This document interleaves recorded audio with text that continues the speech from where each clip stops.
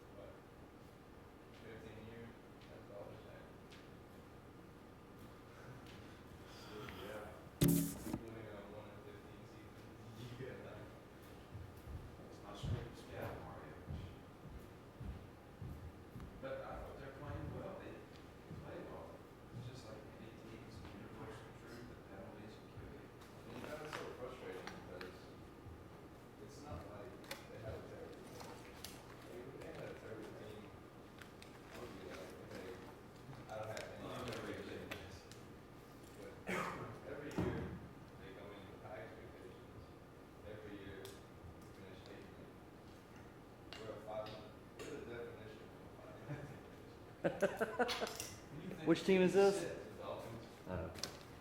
You know what? I feel like ever since they changed regime, things have changed. They have. I'm telling you, man. It took them way too long to change. I know.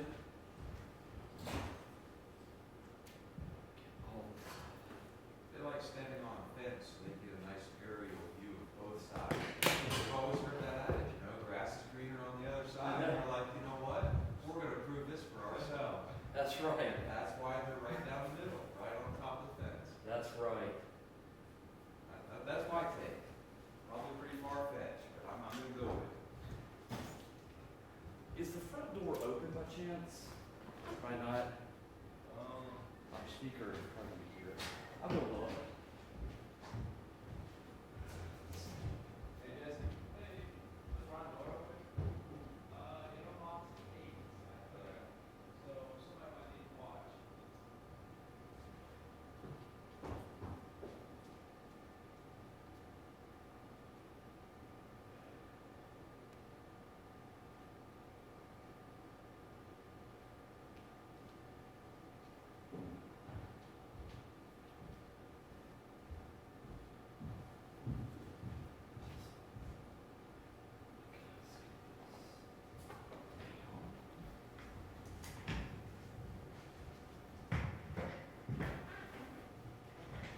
How long you been with Jackson?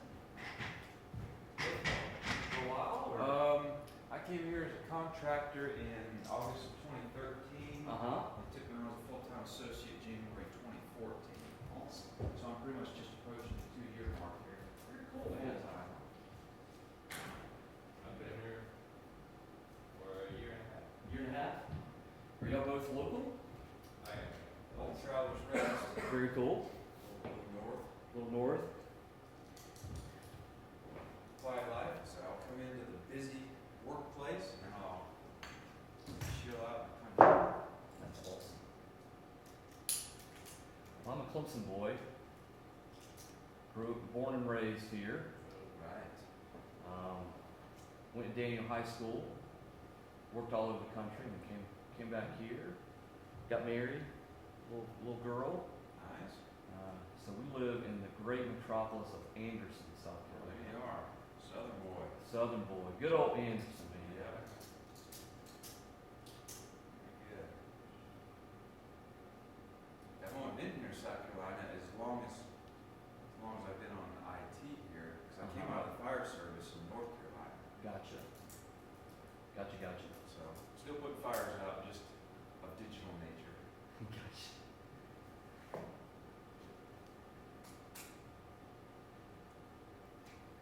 Sitting here getting all my stuff together. Yeah, so I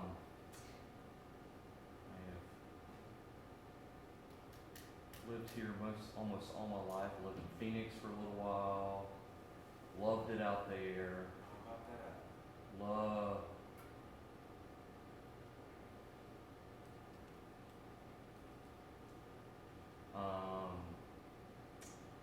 Let's see what else.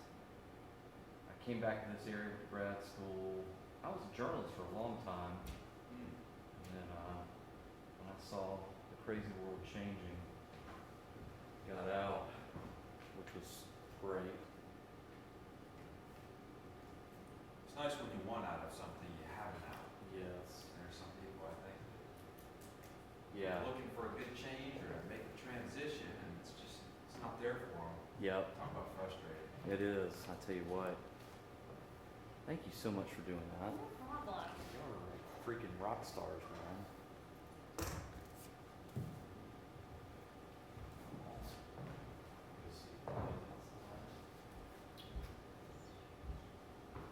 All right, I might leave it with you, Lauren. I might leave it with you.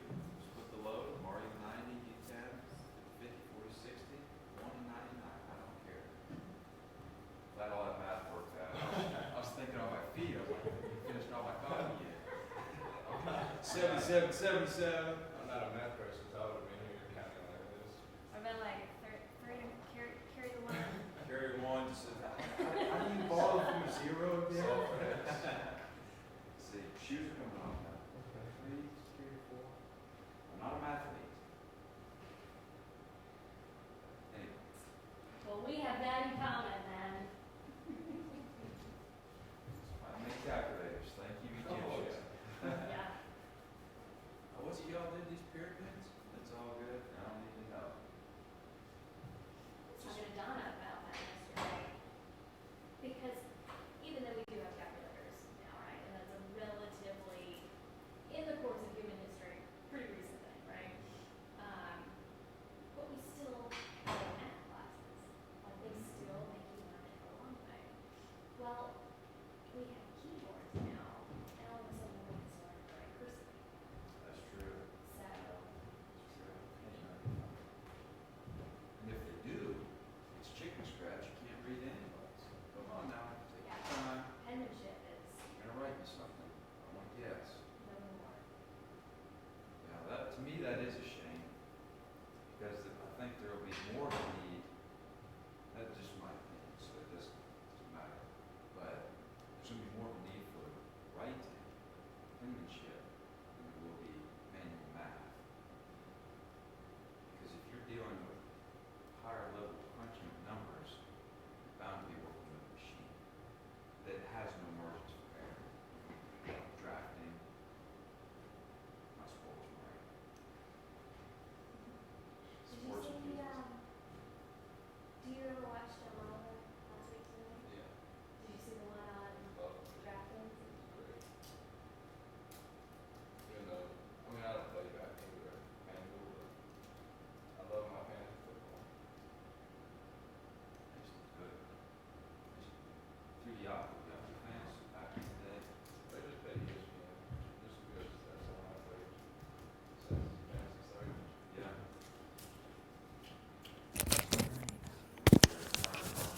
Howdy, friends. Can you hear me and see me? There's probably like a between a 10-second and a 60-second delay, which is super awesome. Testing. Testing 1, 2, 3, 4. Testing 1, 2, 3, 4, 5, 6, 7, 8. Yeah, it's super great. You know, when I was in television world, we had IFBs in, and it would just be super crazy, especially when it was off by like a half a second, because you would hear yourself, and then you try to talk, and it's just like you just want to take it and throw it halfway across the room. It's ridiculous. Testing. I know, it's like, really? Yeah. And, you know, you go in, and of course, us people out in the field always blame the engineers. They're like, can you get your crap together? Like, really? And then, you know, it's the illustrious fight of someone did something. Good morning. Come on in. How are you? I'm doing very well. This is our speaker for the day, Bob Too. Nice to meet you. This is, and I'm going to coach her. This is Maria. It's very nice to meet you. Hey, I'm Lauren. Lauren, it's a pleasure to meet you. All right, I'm Jessica. Good morning, Jessica. It's a pleasure to meet you. These, they're from Jackson. And they have set up and taken care of everything. Oh, awesome. So they've been super awesome. They've been awesome. We've got you set up here. Okay. You've got your presentation on the thumb drive. pieces? Right, on the computer, right under the top shelf there, you can have USB crunch. Okay. Front there. Awesome. Should have one available for that. Very cool. And the slide transition. I'm gonna give you this. You know, and there's a Bluetooth keyboard, so I just put it back in the charging dock. But at this point, I should be able to take it. All right, that mouse, I hadn't fired What a great up. room. Yeah. Works out pretty well. Mhm. This mouse is pretty sensitive.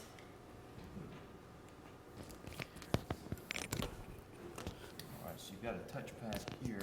Okay. If you prefer that or the mouse, you may need that.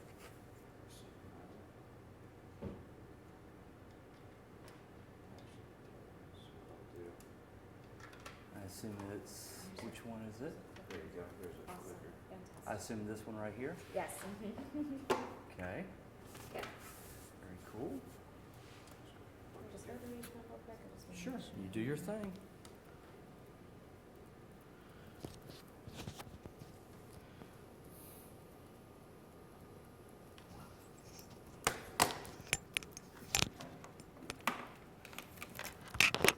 Yeah. Awesome.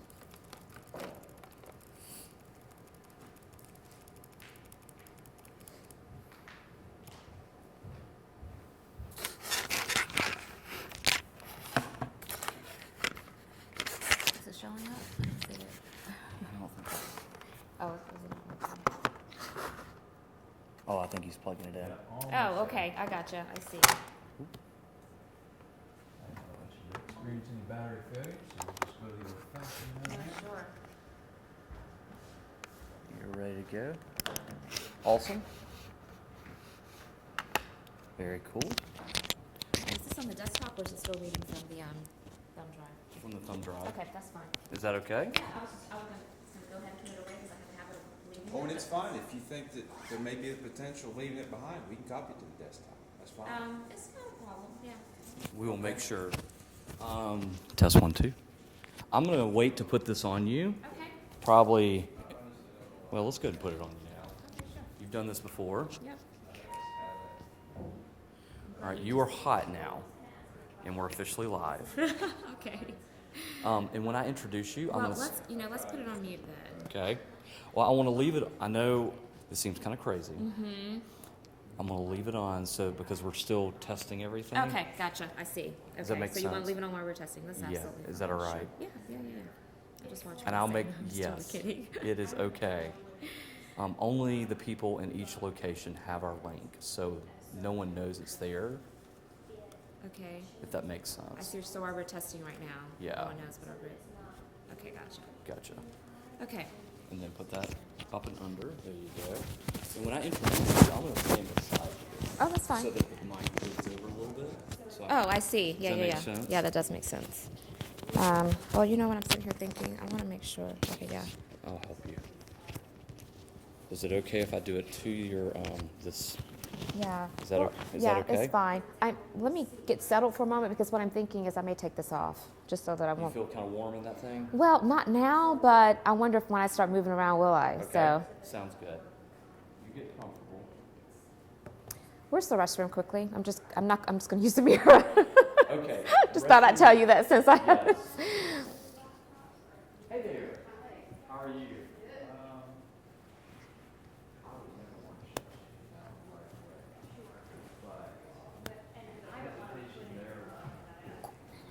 Nor do I think you might be able to, it would probably hit you with administrative. Anything outside. Like we just saw. The reason for this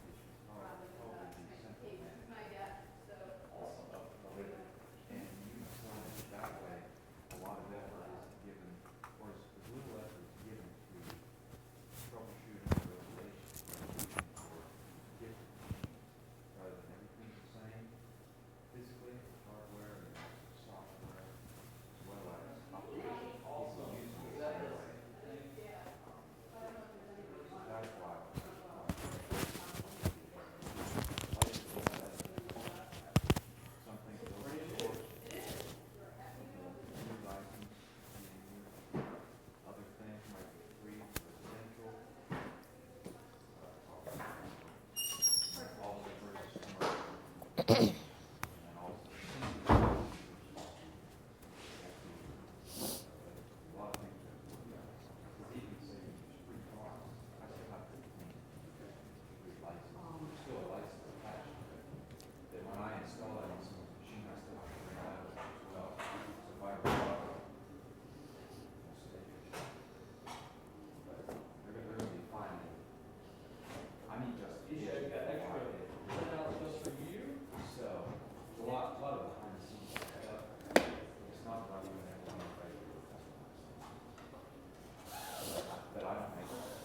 That's my home. It's me around the bush here.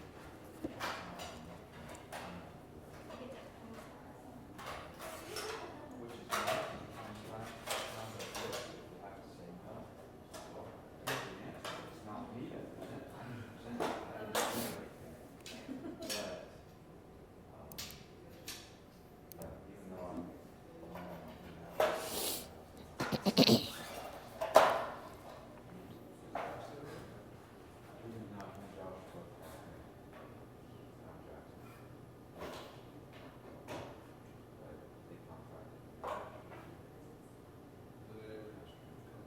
it actually might be,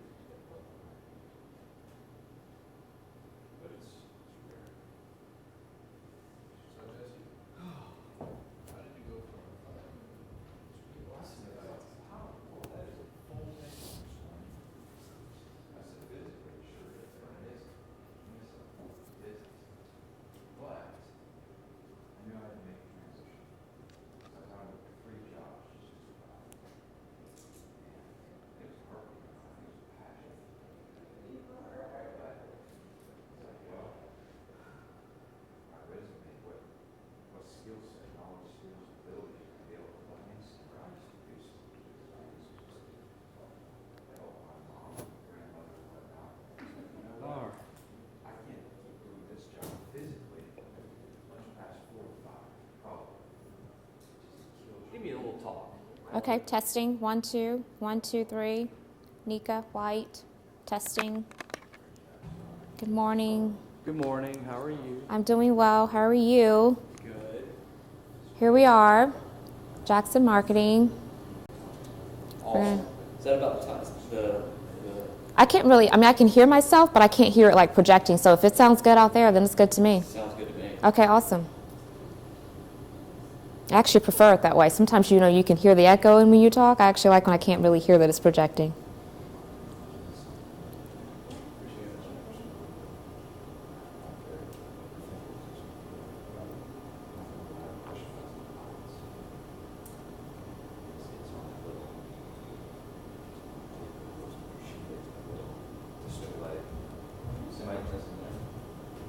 It is the one that was from there.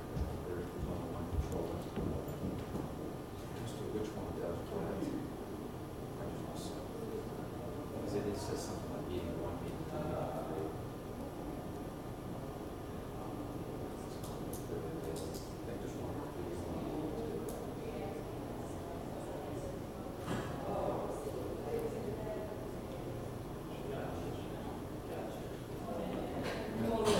You might still be here in a second. Will you sign in real quick? I'll answer my phone real quick.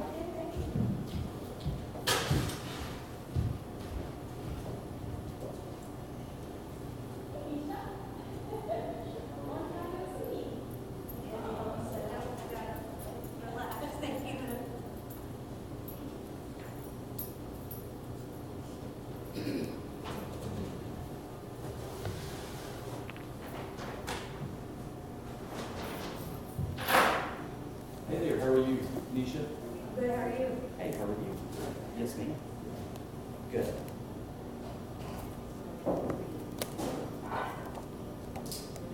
There's nothing. No. No, not really. We're kind of, it looks great here, but it's basically also, Hi there. yes.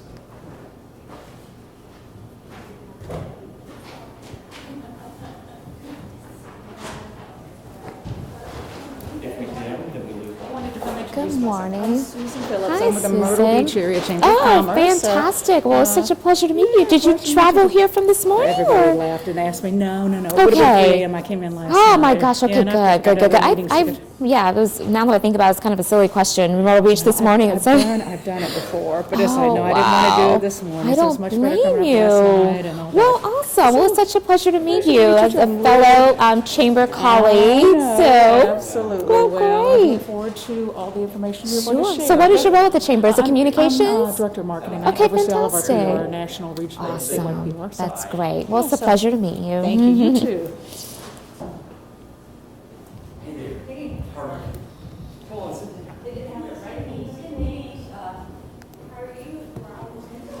Feel free to come get coffee. Can I get you something? I'm just well. Hi.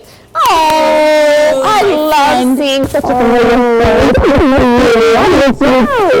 How are you? Oh, thank you. all Christmassy and How have you been? good. Awesome, Doing a lot of different awesome. things. Oh, I'm teaching a lot. good. You're still teaching? Okay. Yeah. Okay, that's Still awesome. teaching the 3 schools, Greenville Tech, Spartanburg Methodist, and then USC Upstate. Okay, I see. Well, good for you. And then I'm You working know. with Marion Crawford a little bit. Oh, I'm gonna be great. doing about 16 hours a month.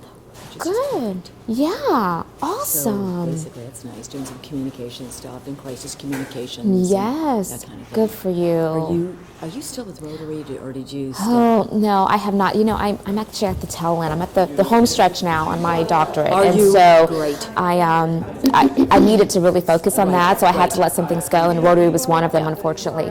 But I do hope to be back at some point. Well, yeah. I'm teaching on Tuesday, Thursday. Okay, so I can't go to see. Rotary meetings. Yeah, So I yeah. paid my dues, which I probably should have just told them I'll just step back. Yeah, well, you know, what happened was You did the last whole year, diversity thing. yes, well, I did the diversity and thing, Carla. yes, but then I actually, you know, you have one time where you can go on sabbatical, if you Right, will. yes, And so I yes. did that for a while, and I thought, well, let me just kind of reevaluate at the end of that period to see. And then once I was at the end of it, I thought, okay, just too I'm much. just still not at This that, I'm and still not school. ready yet, yeah.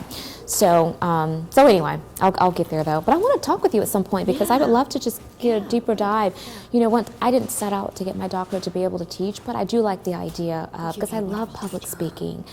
Yeah, and so, you know, I certainly don't have any interest at all in being at like a research institution where I have no, you just like wanna a teach. class here and there, and maybe even classes where I can write the curriculum. Yeah. You know, yeah. but anyway, so I'll be Well, interested in you kind know, of getting your USC take on it. Upstate would be I didn't like it in the beginning, but now I really like the students. And I Really? love my Greenville Tech students. Gotcha. I love Yeah. Greenville Tech. Yeah. I've been there 15 years. I love Yeah. it. I teach a public speaking and I teach a theater class. Oh, Theater awesome. Good for 101, you. Which is just Yeah. a little bit of the history, a little bit of the literature, Yeah. the designers, and the acting, directing. So I just, see. Oh, So- you're so in your element, I'm sure. I'll make it Fun, some fun, coffee, fun. So I know you're all ready to go. Yeah, I'm all set. Now look at your hair there, and now are you letting it grow? Or what are you doing? Oh, let's Or see. is this your hair How is long? just more No, straight? this is my hair. That's my hair there. I think there it was more straight. I actually have a little bit I more think curl you've- today. that's pretty. But I wear my hair so many different ways. You know, I'll get bored easy, That's so why I'll make Melinda curl Hudson it. is. Yeah. Yeah. Yeah, absolutely. But it's so good to see you, Robin.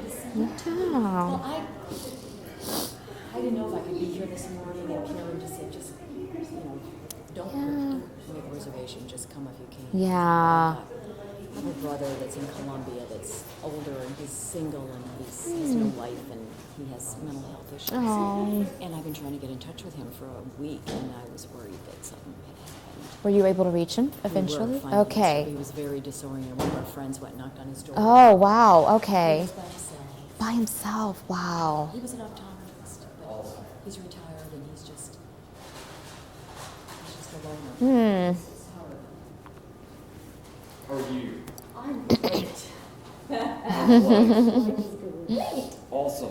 We've got this awesome person in the room. Oh, I'm so excited. And I like 8 o'clock. I mean, that's a nice Me trial. too. Yeah, yeah. At 8 o'clock in the morning. I hope we get a nice crowd. We'll see. Mm-hmm. We Probably apparently, won't get here till right at 8. I mean, right.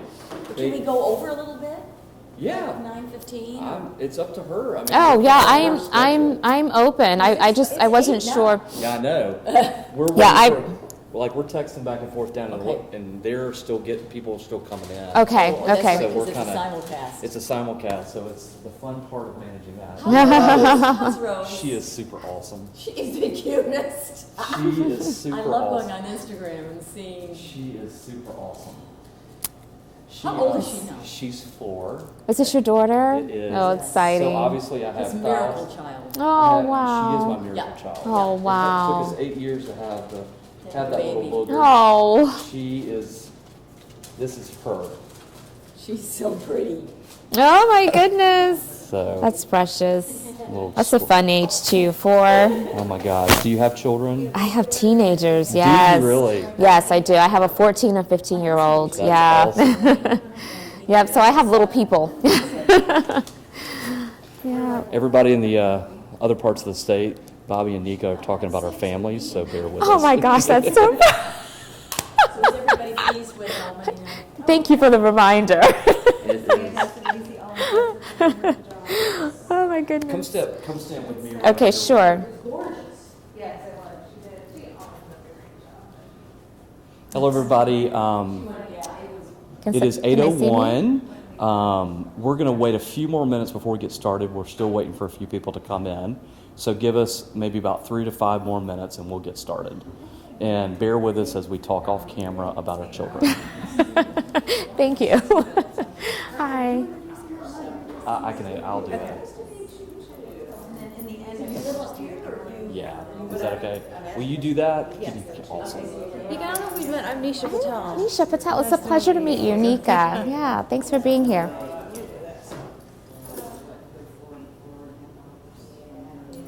What we're going to do is we've got all of this up there so they can see that as well. Since Okay. They don't have the presentation in front of them. Okay, sure. So Okay. they're going to kind of see you and the presentation. Oh, I see. So I should probably stand aside? Is that? No. No? Okay, don't so they can worry. see behind me Absolutely. without it being, okay, Yes. interfering. Okay, well, good.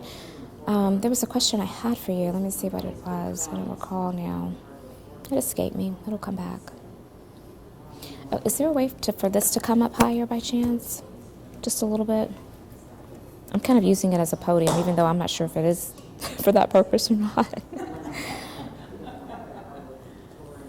Oh, yay. Is that better? Yeah, much better. Oh, that's perfect. Yeah, perfect.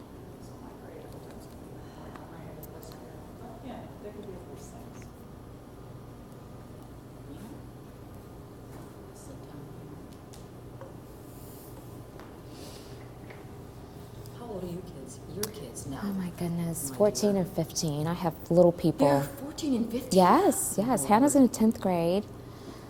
Siege is in 8th. Yeah, so I have little people. No more. You do. Yeah, You've, yeah. a whole new. At one point, I was saying, okay, we're getting really close to being able to put it on cruise control, and then someone reminded me, no, it's just a whole different set of challenges. Yeah, not quite there yet.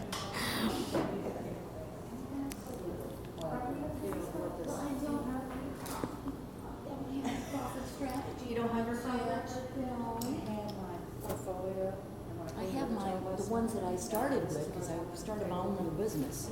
Good for you. Robin Z. Robin Z, I like it. Good for you. Do you miss GHS? No. So this was, but then so then Marion and I started talking. So this was what I was. I like So it. now everything I do is really now with Marion. I see. Yeah, yeah. Love it. Speak for success. Because that's my email. Yeah, I will. Absolutely. I would love that. I would love that. Are you liking the chamber? I am. It's almost 4 years now, but I am. They're lucky to have you. Oh, you're very kind. You're very, very kind. So Ben is retiring. He is, yes. And so, no, not yet. But I mean, he's, it's been announced, and we're in the process. We have a search firm and a group that's dedicated to that process, and yeah, so it's moving. Yeah, it's moving. I can't believe today's November 18th. I know. Time flies. I'm gonna get some water. Is there some water? I just want just plain water. Yes, I will get you some. Thank you. Didn't think about putting that out. We're gonna start at 2 minutes. Oh, okay.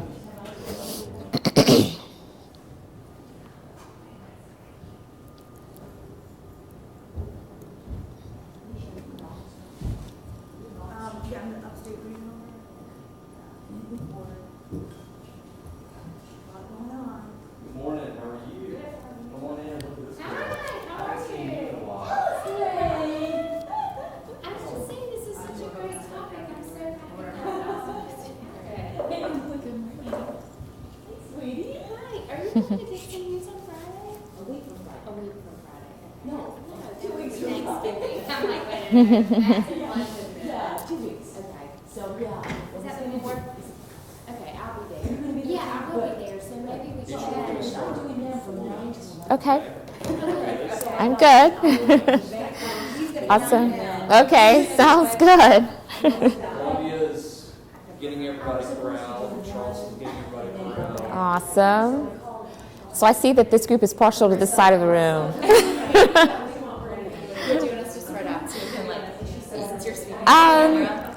I mean, if you don't mind moving, fine, but if you... Just because I have to kind of stay somewhat centered because of the camera, so that way I won't feel like I'm talking to myself when I do kind of look in this direction.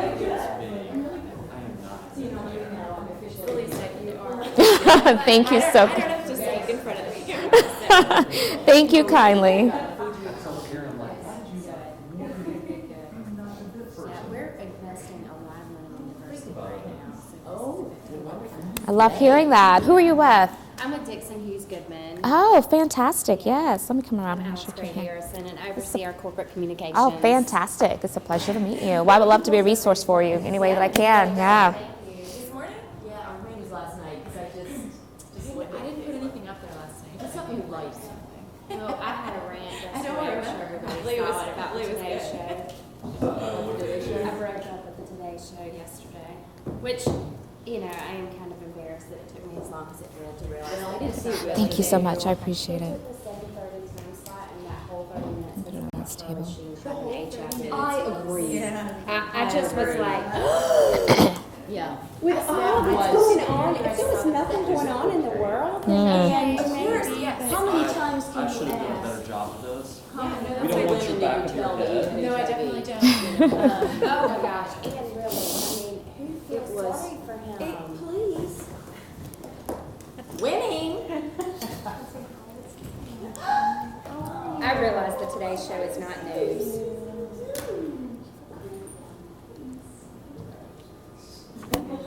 All right, we're gonna get started here in a second. And you're going to let me know, like, when we get towards our mark of needing to wrap up and all that? Okay.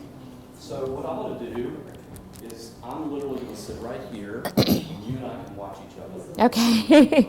I'll make fun of you. Okay. I'm okay with that. We got everything. Of course going. you are.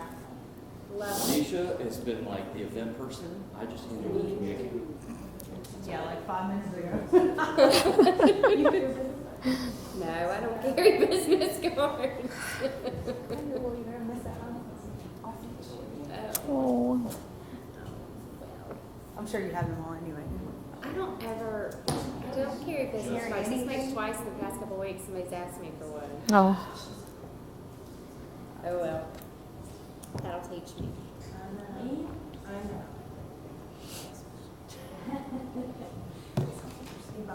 Yes. Yes. Yes.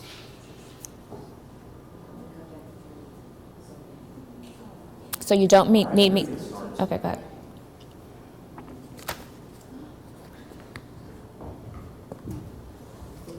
All right, we're ready to go? Mm-hmm. All right. I'm gonna make a note to take one on Friday.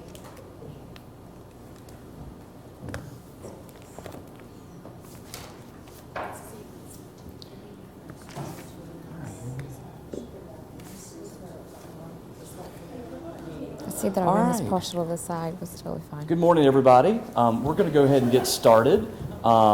We're excited to do something fun and unique. We have audience inside here in South Carolina. I'd like to welcome the Midlands and the Charleston area. Just wave. Let's wave. Hey, good morning. Hi, Midlands and Charleston. First of all, we're excited to have Nika White, who is head of diversity and inclusion from the Greenville Chamber. And so super excited to have her. I'm going to let her introduce herself through this process, if that's okay. Sure. The biggest thing that I want everybody to do, if you have a question, what we're going to do is we're going to field your questions using the hashtag SCPRSA diversity. If you just write that down real quick, you should have this little printout in your area. But right here you'll see SCPRSA diversity, hashtag that, and tweet your questions. And we're going to wait until about maybe 15 till 9, and we're going to field some questions. If something really peaks up, I might interrupt Nika. But other than that, I'm going to hand it over to Nika, and here we go. Good morning, everyone.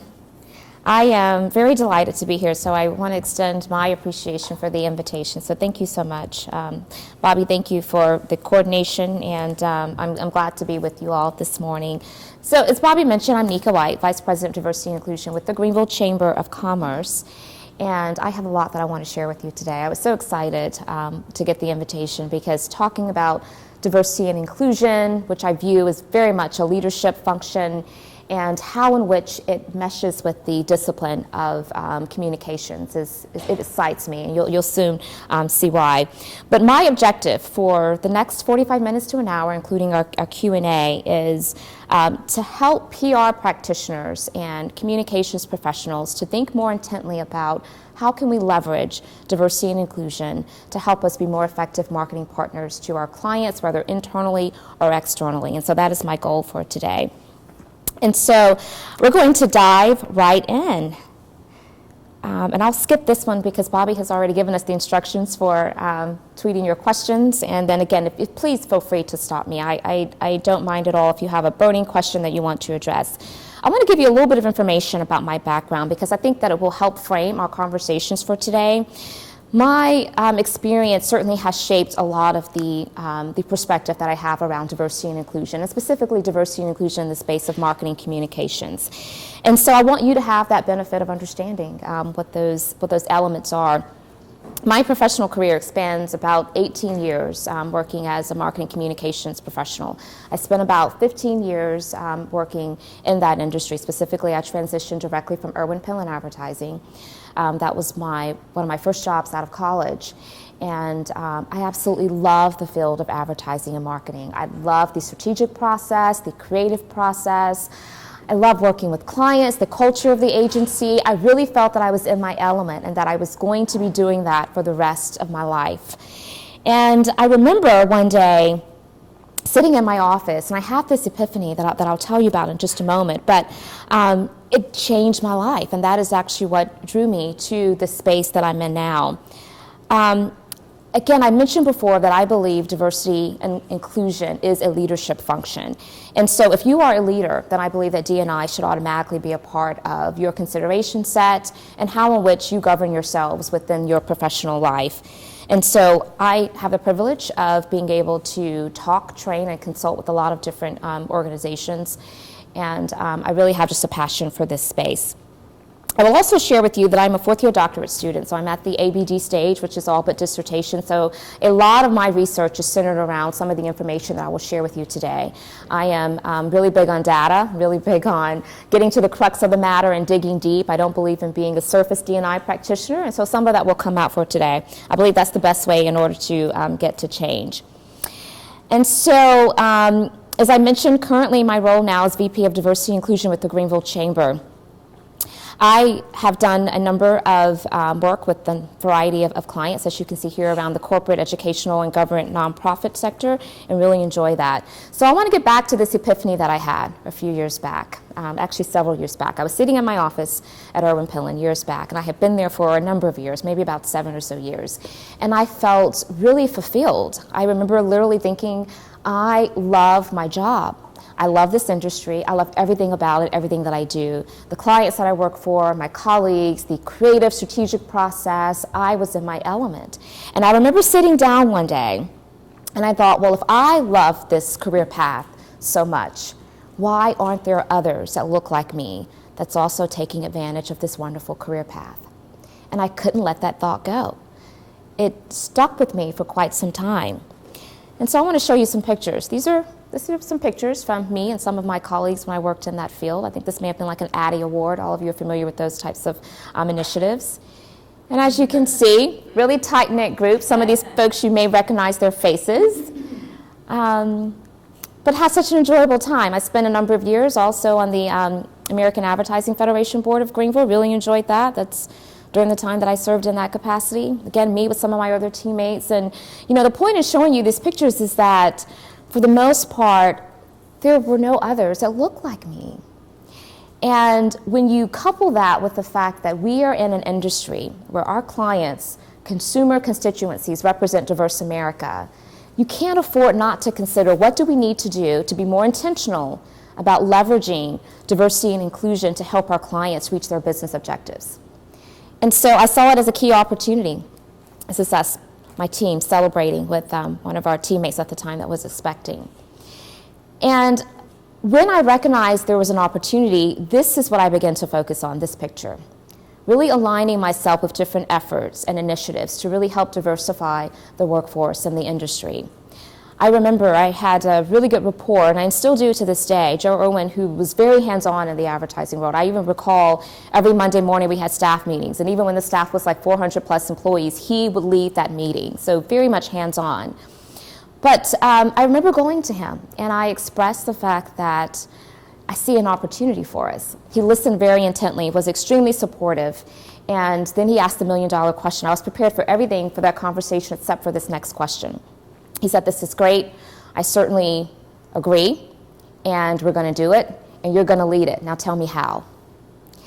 Now, what I did know is that I needed to get really smart really quick and put wonderful people in my network that could help guide me and navigate me on this pathway of now what do we do to help become more intentional and forward-thinking around the work of diversity and inclusion. I knew at that time that the industry in general was really challenged from an advertising perspective. I knew that if you were to go to the advertising capitals of the world like Chicago or New York, you had the Attorney General knocking on the offices of all those agencies, and they were basically saying, we need to diversify this workforce, and this is not a suggestion. This is, in essence, a requirement. And we're going to be back in about 6 months or so, and we want to see how you're doing. Now, of course, they were not at all thinking about South Carolina, not at all. They started with those larger markets. But as I was talking with Joe, I remember sharing with him, our big, hairy, audacious goal at that time was to become the most admired agency in the Southeast. This is before they had an office in New York.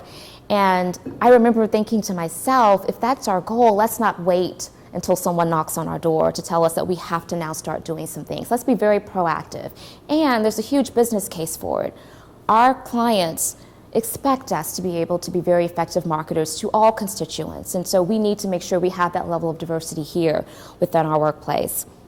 And that was the start of where I became really drawn to diversity and inclusion. That's where I felt that I kind of found this additional passion and love. And so I then started serving in a dual role. I was management supervisor, still working on a client services end, but then also diversity and inclusion management work that I was doing for the organization. So I share all of that to say this is where I focus, and that's my journey as to how I got into this space. So there are four main things that I want us to talk about today as it relates to diversity and inclusion, and particularly D&I in the space of communications. And the first is the importance of valuing human difference. I think that that's where we have to start. If you value human difference, you will find that intentionality around really trying to create acceptance and belongingness will come pretty natural. The second is we really need to shift the paradigm from obligation to opportunity. I think so oftentimes there's resistance because people see operating effectively in the space of diversity and inclusion that it requires an obligation because we just have to do it because it's the right thing to do. But if we can shift people's minds to think about it from a standpoint of how does this better our organization and help us to reach our goals and our mission, then it becomes so much easier. You're able to get people on board to be able to gain that momentum and that traction that you need. You'll hear me use the word intentional, intentionality, some variation of that several times today. That is my absolute favorite word in the vocabulary. I think that the word intentionality, it leads to results, because if you're focused on making something happen, something will happen. I truly believe that something will happen. And then the last thing we're talking about is just fostering inclusion and belongingness, because even once you decide to create this very diverse workforce, if you're not intentional to make sure those individuals feel like they can contribute and bring their whole selves to the organization, then you're not really fully leveraging the diversity that's there. So this is very much internal and external approach, and I think that the benefit to each of you is that you can take some of this information back and be able to not only help influence your clients and internally or externally so that they can understand what is the benefit here, what is the business case, but also so that you can become a more astute professional, PR professional in the role that you serve within your respective organizations. So what looks like resistance is often a lack of clarity. I think that clarity is the best form of persuasion. Oftentimes when organizations are not really moving forward in the space of D&I, it's because there's just a lack of know-how. And you don't know what you don't know. So if we can add clarity to it and take away all of the mystical or the misinformation that's out there, then I believe that we can help organizations to be very effective. And so what I'm going to ask you to do today is let's start with zero-based learning. This is what I call ground zero. We're going to unlearn misinformation so that we all will have common knowledge and foundation for how we need to move forward. So we're going to dive right into the first one, the first principle that I mentioned, which is valuing human difference. One of the things that I have noticed is that we have, for whatever reason, as a society, and we're getting better, but we still are at this place where when we think about diversity and inclusion, we tend to limit the context of diversity and inclusion to race, gender, and age. And the point of putting this slide up there is to show that there are so many different layers of diversity and inclusion. And all of them are extremely important. And so when we talk about diversity and inclusion, we have to make sure that we're thinking a lot more broadly around what are those elements that causes us to exist as a diverse society. And as you'll see, it's sexual orientation, it's your mental, your physical abilities and characteristics, it's your thought leadership, it's your marital status, it's whether or not you are a parent. I can remember working in advertising, there was a little bit of notion that the folks who were single, didn't have kids, didn't have a husband, that you were kind of expected to stay late because, well, what do you have to do? You have no life, right? And some of those individuals kind of resented that, and I can understand why. And so we have to consider all of those dynamics when we talk about diversity and inclusion, particularly in a workplace. It could also be your geographic location, your religious beliefs, your political affiliation, your communication style. I mean, the list goes on and on and on. But I will say this, although I'm very much interested in seeing us to enhance and become more sophisticated in our defining diversity and inclusion, I always counsel to attack the optics. And let me tell you what I mean by that.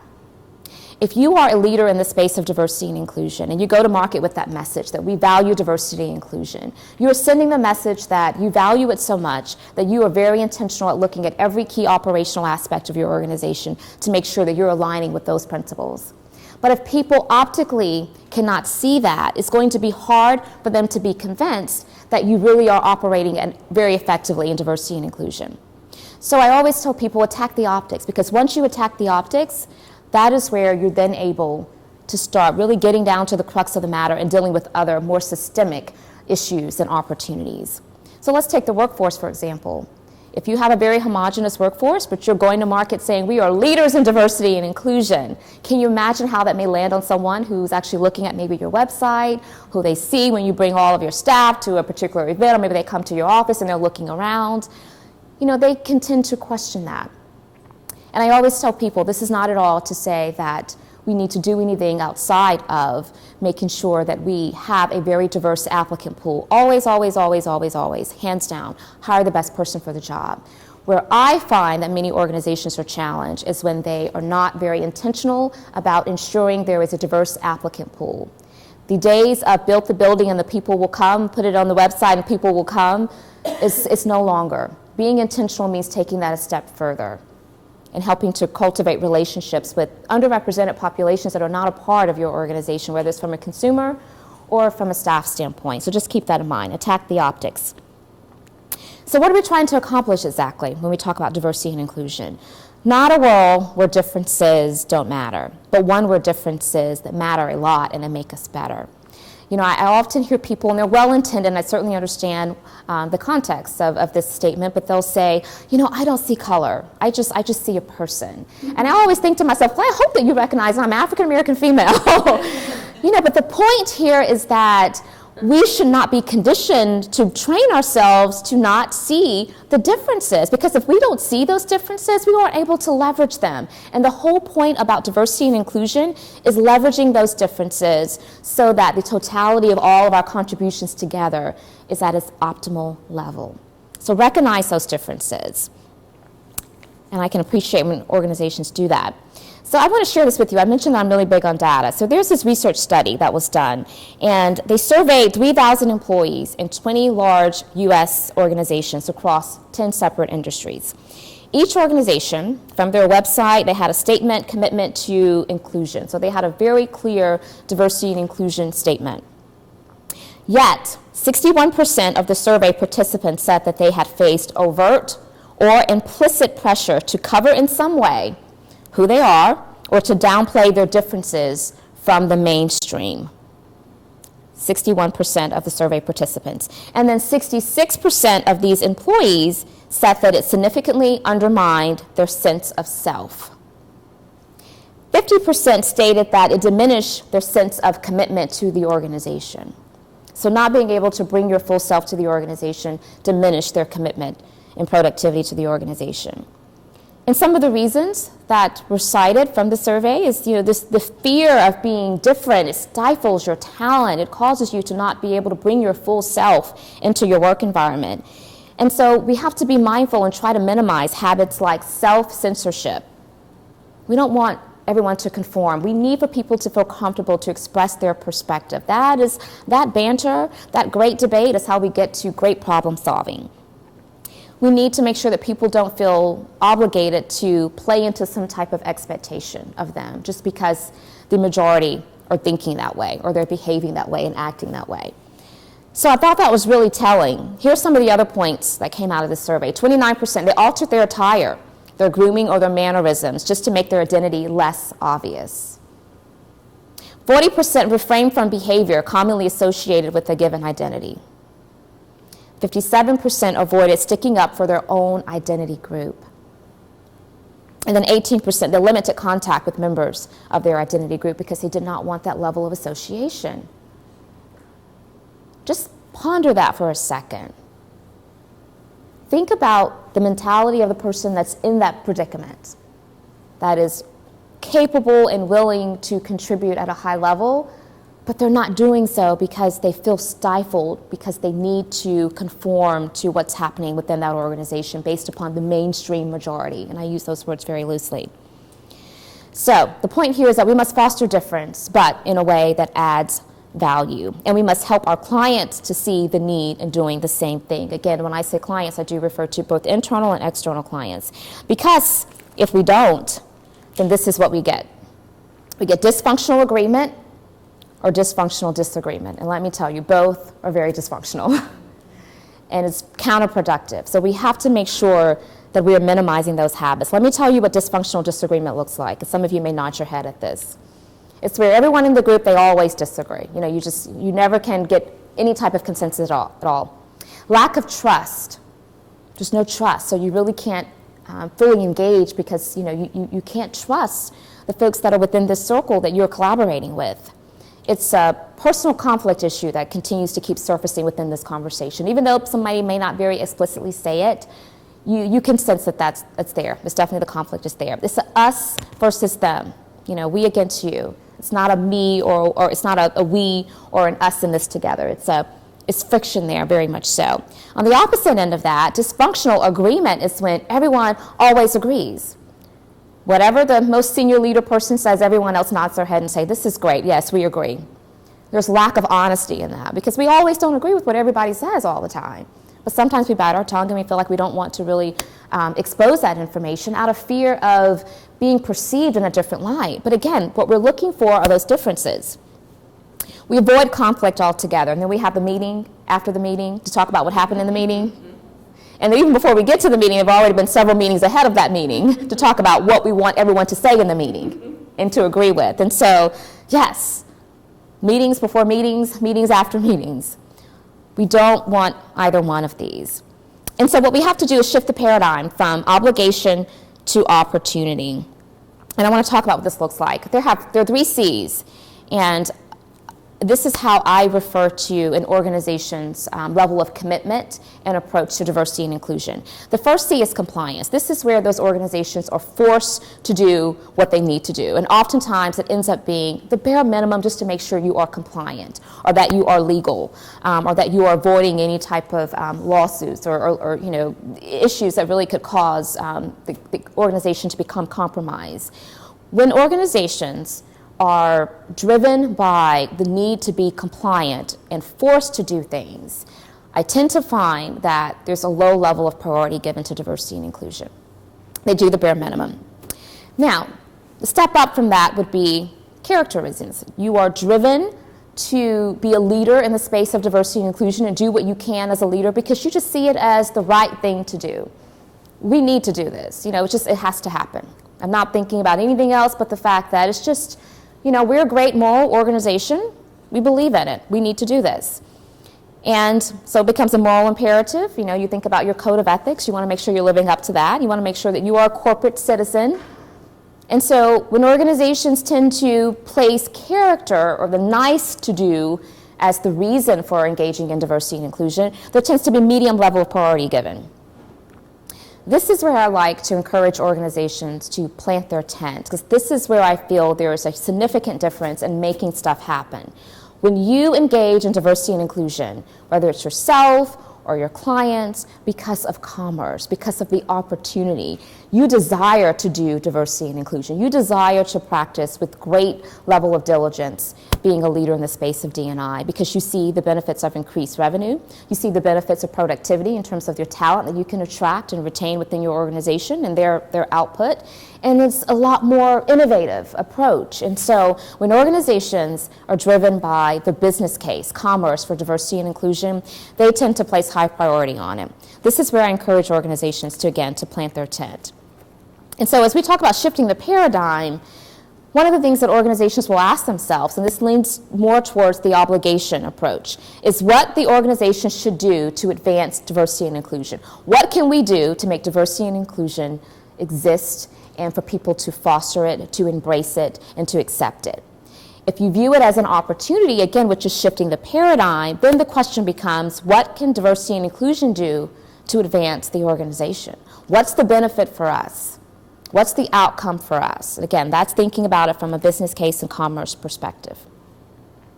We're going to move to the next point, the next principle, and this is fostering inclusion and belongingness. And it's not enough. I started with underscoring the significance of creating this very diverse atmosphere and inclusive work environment. But even once you have that level of diversity, which by the way is just a mixture of, or a point at which things differ, diversity exists without us having to do anything.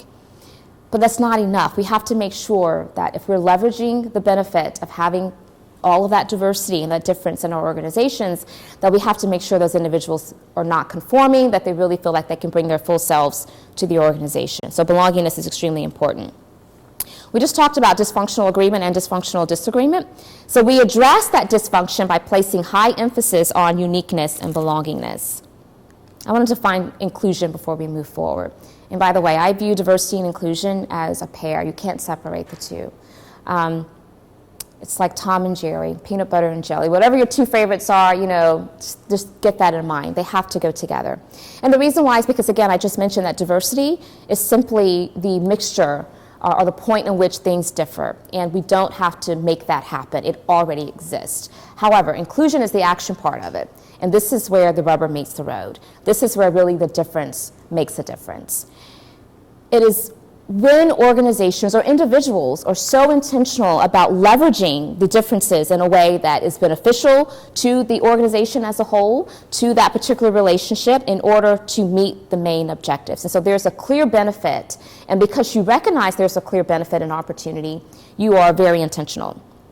And so I wanted to share that with you. Here's also what inclusion looks like. It's where everyone counts, and more importantly, everyone knows and feels that they count. Okay, it's one thing to say you all matter, but everybody, the culture of the environment has to allow you to feel that way. Ability to contribute to one's full potential. I recognize what you bring to the table, and whether or not you serve in that discipline, you have a perspective, yes, we want to hear that. We want to have some conversation, dialogue around that.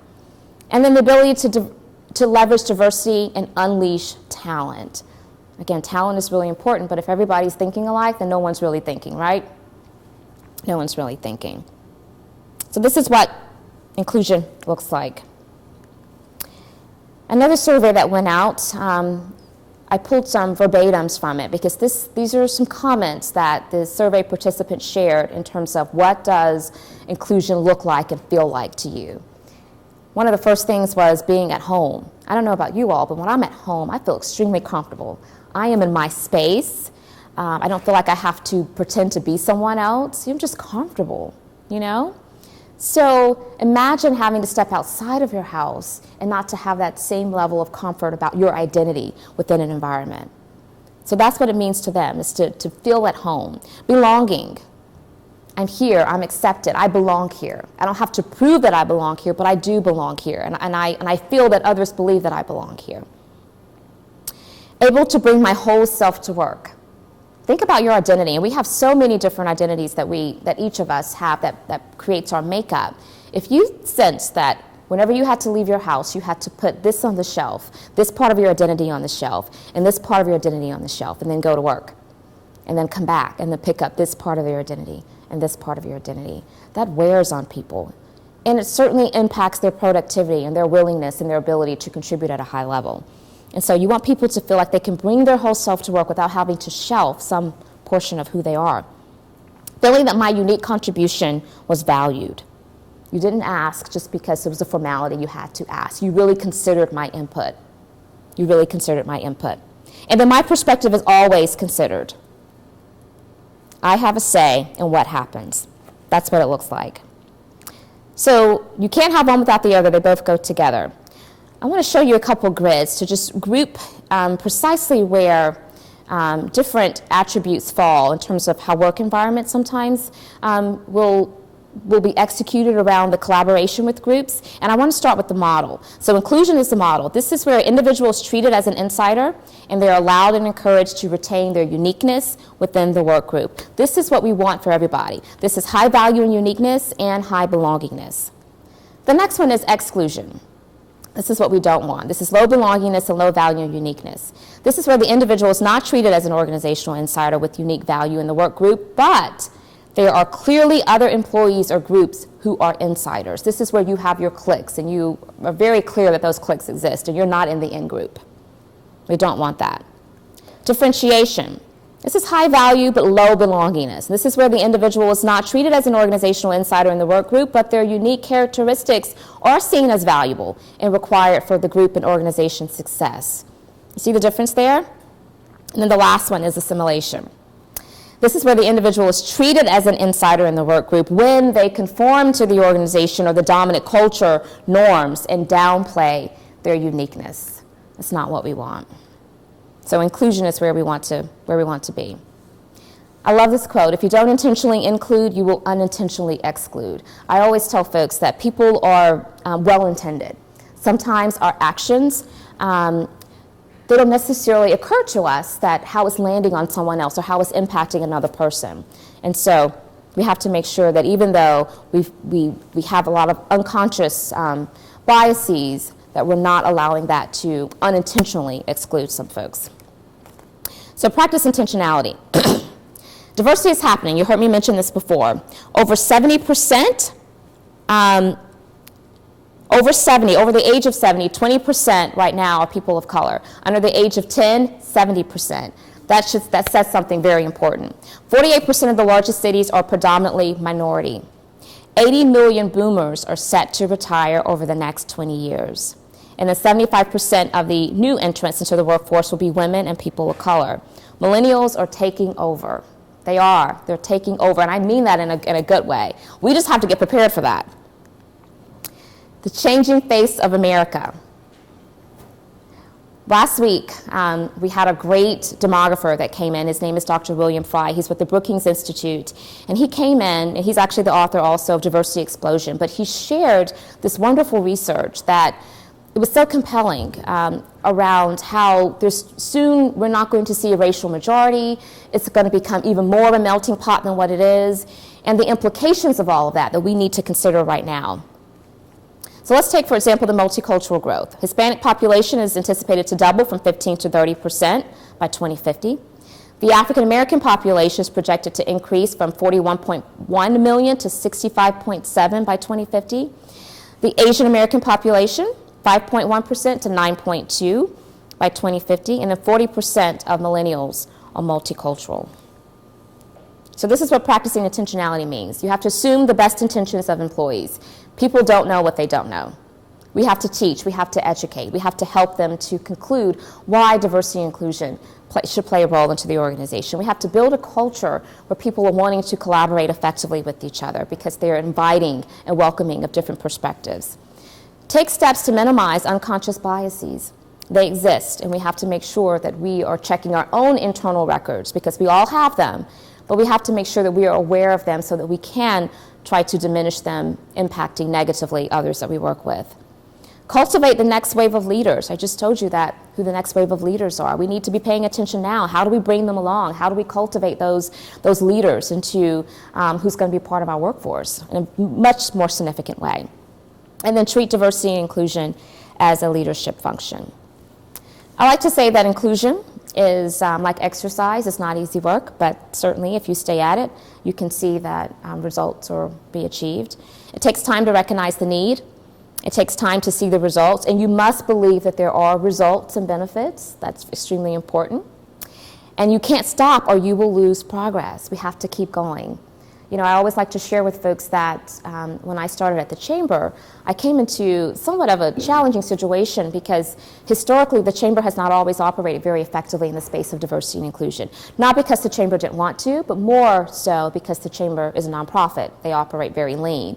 And so what happens when you operate very lean, and many of you will recognize this because either your clients or maybe even your organizations, what happens is you tend to have someone on staff that you may give them the responsibility of diversity and inclusion, but if it's not their primary responsibility, it falls by the wayside. And there's a lot of starting and stopping, starting and stopping. That's what happened to us.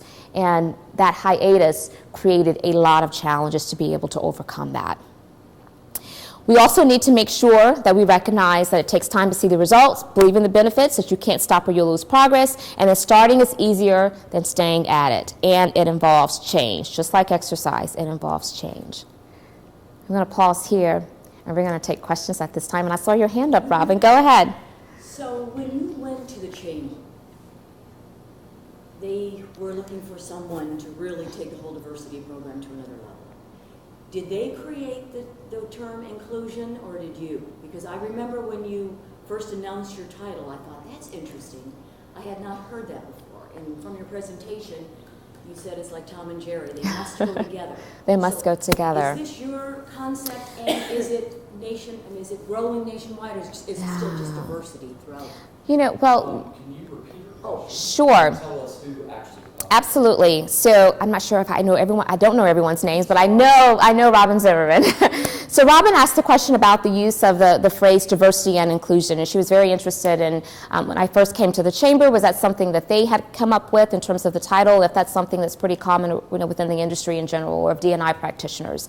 And so the answer to that is you will find that there is a growing trend, and it's becoming even more prevalent for organizations to refer to their D&I practitioner by using both terms. And a lot of that is because of what I mentioned before. Diversity is just, it's happening. It's nothing you need to do. Inclusion, you certainly have to be very intentional about it.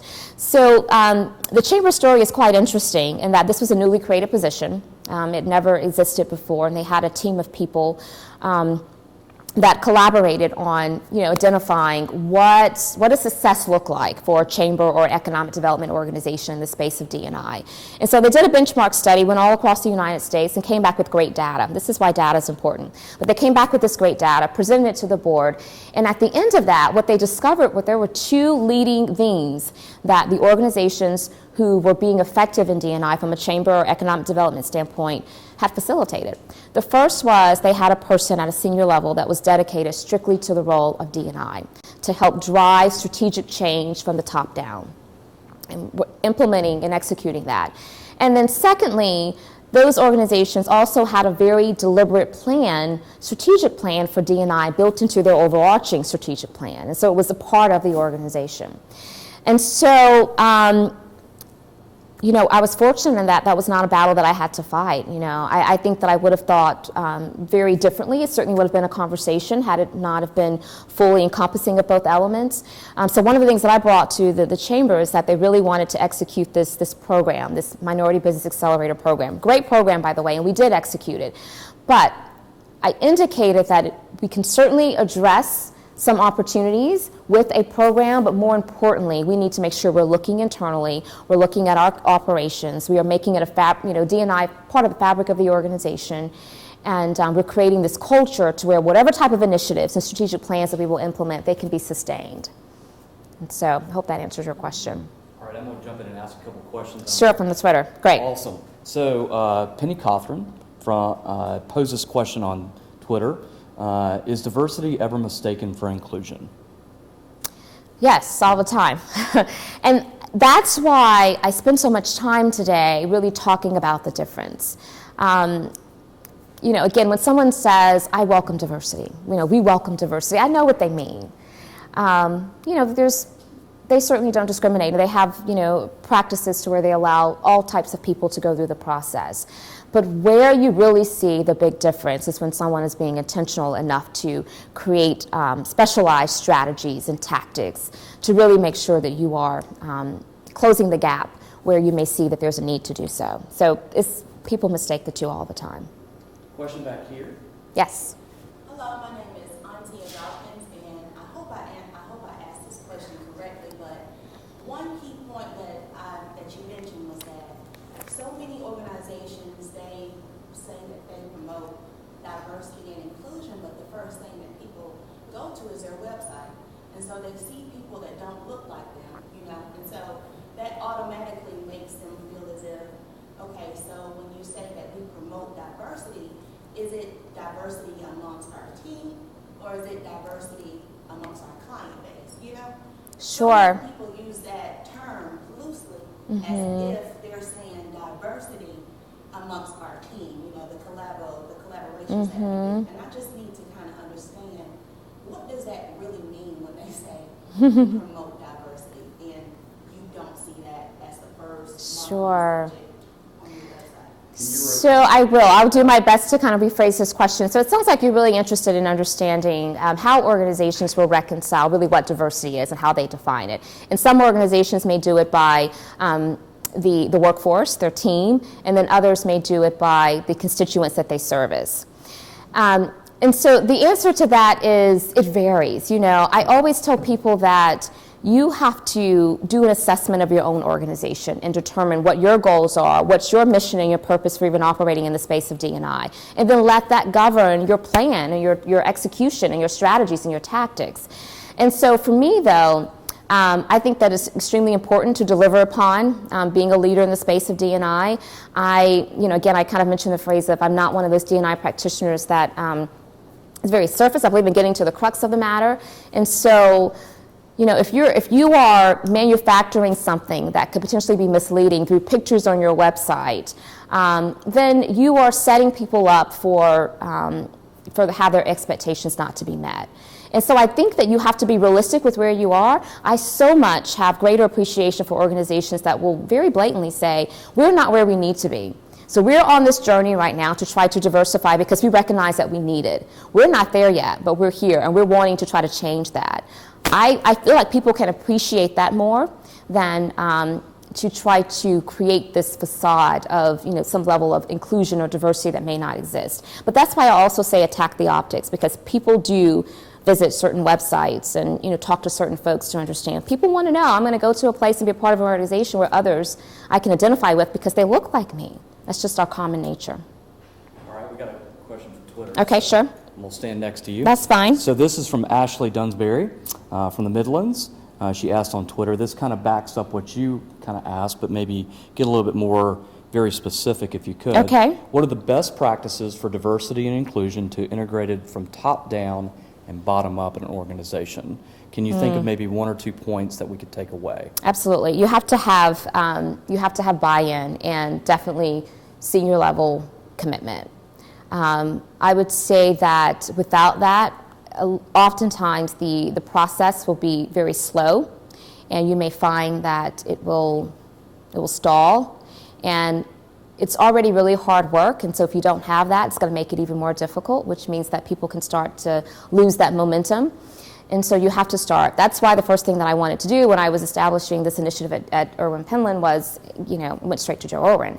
And that was necessary, and he provided full support. And in fact, when we established our council, we had 7 members on the council, on the 12 to 15 member council that were senior leaders in very influential roles.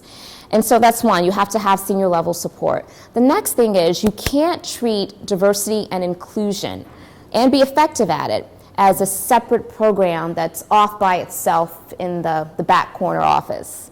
It can't be the responsibility of one person. You can have one person that champions the role and helps to facilitate it, but that's their role, is to help to facilitate, not execute everything imaginable that could be related to diversity and inclusion.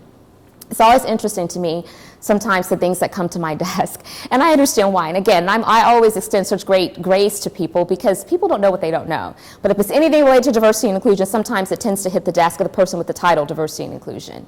One of the things that I like to do in organizations, which I think is a really great best practice, is to make sure that department heads, department team members are owning responsibility for creating diversity and inclusion goals and executing them within their respective areas. When I was developing the overarching plan for the Greenville Chamber for D&I, first of all, it was part of the main plan.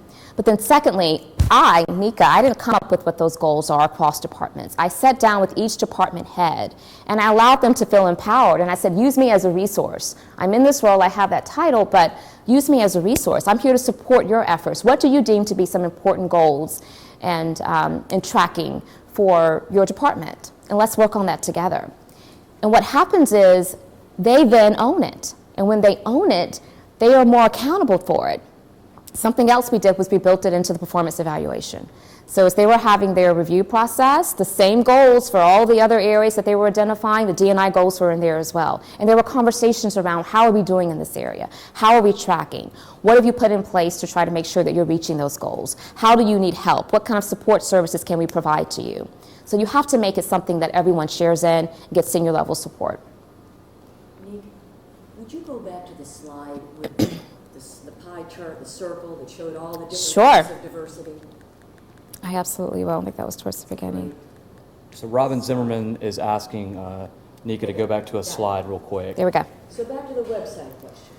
Let's say in your organization you have diversity in age, sexual orientation, different thinkers, different socioeconomic status levels amongst your team.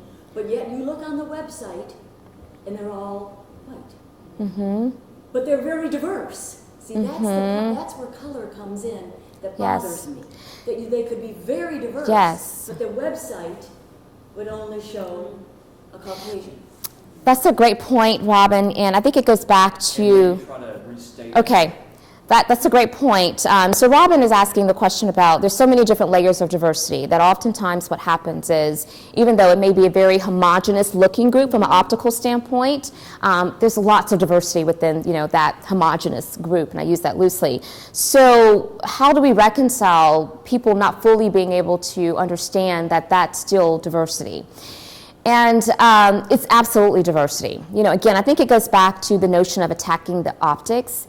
And I say that because we are in a society to where we are convinced by what we see, what we believe, and so we have to just be careful of the potential downside or consequence of that. It is going to be really, really hard, this is reality, for an organization to go to market with a strong message of supporting diversity and inclusion as part of who they are as an organization. And for year after year after year after year, for people to encounter that organization and it all still looks the same. And so at some point in time, if you're really that committed, what you're going to do is figure out, well, why are we attracting the same type of people that look alike? What do we need to do to make sure maybe we're reaching out to historically black colleges and universities? What do we need to do to make sure that we have diverse community impact where we're reaching constituents of underrepresented populations so that they know about who we are and our brand and what opportunities we have to offer? It's a different mindset that is required to take that to the next step. All right, question from Twitter. Okay. So I assume pronunciation is Tawana. Okay. Tawana Clifton from off of Twitter. Your question is what can diversity and inclusion do to advance the organization? I think it's a good question off of Robin's question. So advancing thinking forward. Okay, so to advance the organization, leveraging diversity and inclusion, there's a multitude of things that you really could do. The first thing is you could make sure that diversity of thought is included in your team. And it goes back to if everyone is thinking alike, then no one is thinking. So you want to create that level of collaboration where people are bringing different perspectives and different ideas and thoughts to the table. That's how innovation really is fostered within an organization. Another way that diversity and inclusion helps an organization is that if you're in the business like we're in of communications and you're having to reach different constituents, then you need to understand what resonates with them. And each culture, each audience, demographics, they create a lot of differences in how in which they perceive information, accept information, and how in which they behave. And so, quite honestly, it's going to make you a more effective marketer and partner to your clients, internal and external, that you're servicing. Beyond that, when you think about the richness of just having people that you can connect with to really enhance your experience and give you greater knowledge base of the world in general, that makes a difference. It makes us smarter, it makes us more innovative, it makes us more willing to think more creatively outside of what we normally may do without that level of inspiration that's coming from just the differences of people that are around us. So there are lots of benefits to that. And not only that, from a supplier diversity standpoint, I do a lot of work in that space as well. Oftentimes, your clients will require you because, again, we want to have those big, large clients that we're servicing that are representing us. They will sometimes mandate, we are a diversity and inclusion leader. We do that across all aspects, including our supplier diversity. So we want to make sure that you, as our partner, you're also extending opportunities to vendors and suppliers that are minority or women-owned, which means you have to have those folks in your constituent base. You have to have them in your network in order to be able to know how to utilize them, how to leverage them. There have been times that clients have been lost because of that, I can tell you. So, first of all, I want to say thank you to Nika White. Everybody give her a round of applause. Thank you. Real quick, a bunch of thank yous and a bunch of notes to wrap up. First is I want to say thanks to Jackson Marketing for allowing Great us to have this space to do this. They were here early in the morning to make this possible, so we really appreciate them. Second, I want to let everybody know that Nika's video and her slides will be on the SCPRSA website. So that you can follow up and see this again. Finally, real quick, for those in both the Midlands and the Low Country, if you didn't sign in, please sign in. There's a sign-in sheet in each area. Please make sure that you give us your information. Yes, we want to take it from you so that we can send you a link with all the information so that you can see this again. Finally, follow us on our Facebook page so that we'll let you know when it's up. And I'd like to say thank you very much, Nika. Thank you. We really appreciate everything. And this is from... Oh, awesome. Thank you so much. I appreciate that. Awesome. And we're going to hang out just a few more minutes here, but we're going to conclude the live stream. And really want to appreciate everybody. Thank you so much. Thank you. Okay,